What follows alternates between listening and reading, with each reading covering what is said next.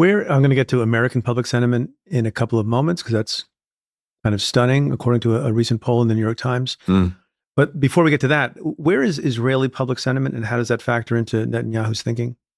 Yeah, it's a really good question because I think one of the mistakes that that's been made over the last couple of years since October 7th is to equate everything that people don't like about what Israel's doing with the Prime Minister Netanyahu or maybe some of the people around him.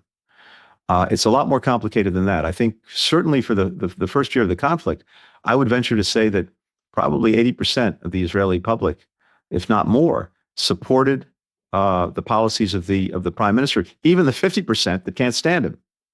This was a societal issue, not simply a question of one particular political leader or group of leaders.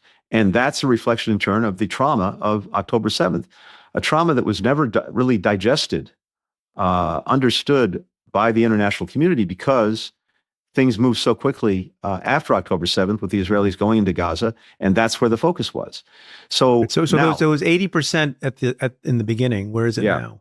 Yeah, look, hard to say. It's less because I think if you look at the polling that I've seen, most Israelis want the war to be over. Most Israelis want the hostages to be returned. That's the most important goal. Most Israelis, I think, believe that the continuing this for virtually no gain, but a lot more pain for Palestinians and Israelis and Israel standing alike just doesn't make sense. What is the role of American public sentiment? There was this poll in the New York Times, as I mentioned, that lots of people are talking about. Let's see if I can pull it up on my phone. That very specifically points to the number of Americans, how they answered a particular question. Do you think Israel is intentionally or unintentionally killing civilians? In December 23, that number was 22%, intentionally killing civilians.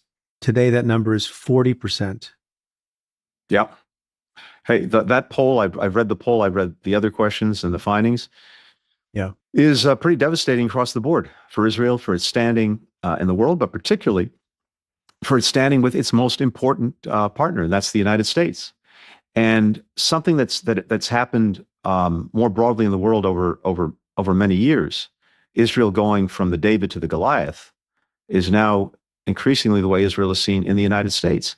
And for the government right now, I think they probably figured that the Democratic Party is largely a lost cause, and they may not care. But the reality is you're also starting to see a shift in numbers on a generational basis among young Republicans, evangelicals. And if that really sets in, they've got a huge generational problem and something that they really have to account for in their actions. Is that slide from 22% to 40% unfair, or is it understandable, or is it deserved, or is it some combination of those things?